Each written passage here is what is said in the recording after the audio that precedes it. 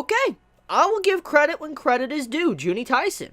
Good episode. Very good episode, even though it was predictable. Very good episode. I will give credit when credit is definitely due. So, before we get into the tiger stuff, let's talk about Rabbit for a second. So, I was told last week, I mentioned it in my video, I admit, I mentioned it in my video, I was told that apparently Rabbit was done. Like, there is no backstory, anything like that, he's done. So, I'm taking a guess here, okay? I'm shot in the dark, anime only. I'm going to assume that Rabbit is dead.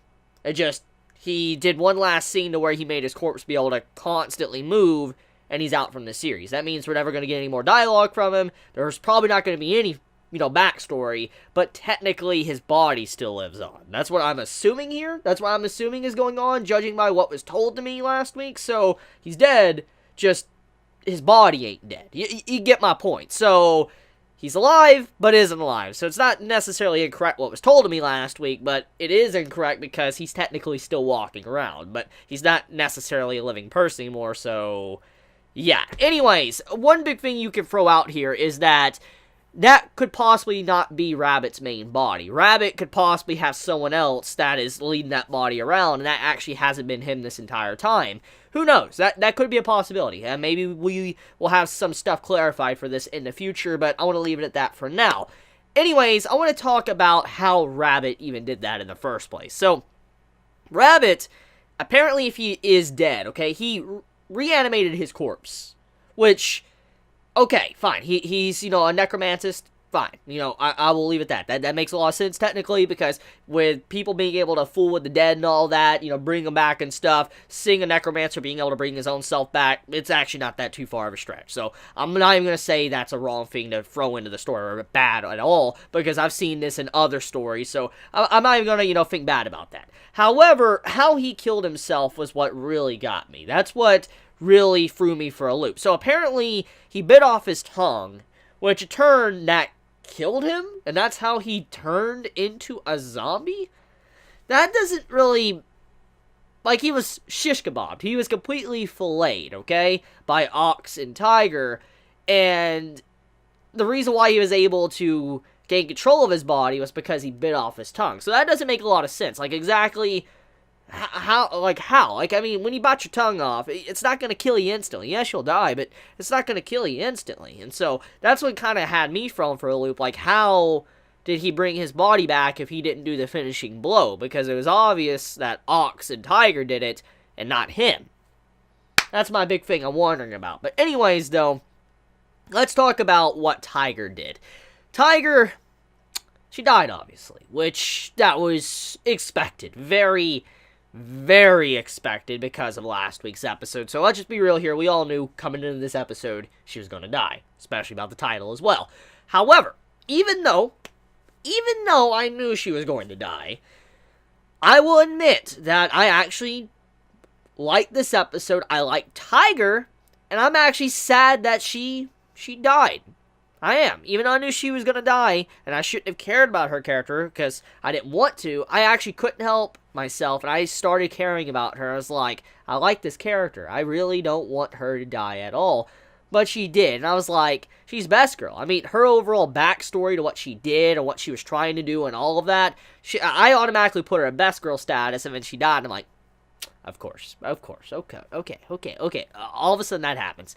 But, her backstory, let's talk about that for a second. So, Tiger, as we know from last week's episode, she kind of lost her way. She lost the path she was supposed to go down, and she was distraught. She didn't know what to do, and eventually she turned to, booze, alcohol, to be able to help herself and kind of forget about everything. She wanted to completely avoid anything that happened, and so she was just drinking her problems away, which in turn wasn't really helping her in the long run, but that's eventually what adapted to her fighting style of drunken fist and all of that, and she became very strong. She was able to become a killing machine, but in turn, though, she was still suffering in the booze wasn't really helping at all. It was still harming her body, but also just, she still wasn't being able to get over it because she just didn't know how to process it and how to get better from it. And so we know what happened to her, why she acted like she did.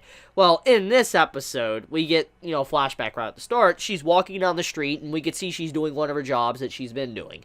And she's walking down, she's drunk and all of that, and all of a sudden, a fated encounter. Ox comes in, destroys everybody in the area, and saves Tiger. Now, to him, he has no idea who Tiger is. He doesn't know that Tiger is someone that was going in and taking people down. He had no idea that she technically was a warrior. He had no idea about it at all. However, he still saved her. Even though he didn't know and all that, he saved her because he thought, she was an innocent girl.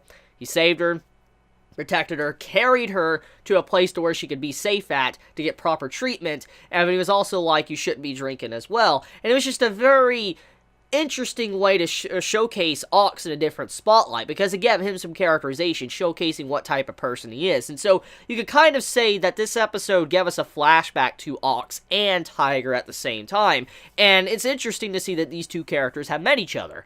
And we kind of find out as the story progresses that Ox doesn't remember Tiger at all. Even at the very end of the combo, before Tiger passes on, he has no idea.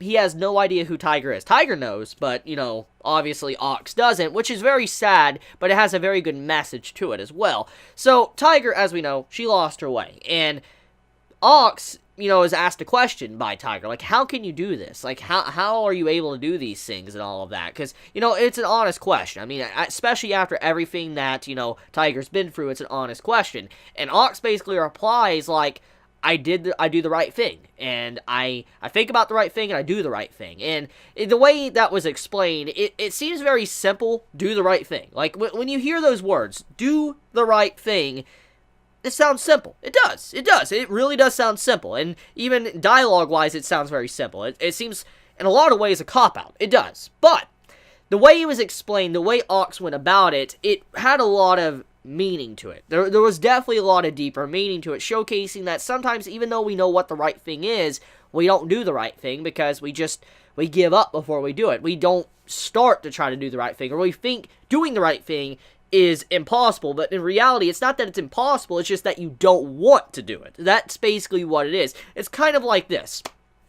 Tiger, she resorted to alcohol to be able to settle her problem. She resorted to doing that to kind of just forget about everything, just throw everything away.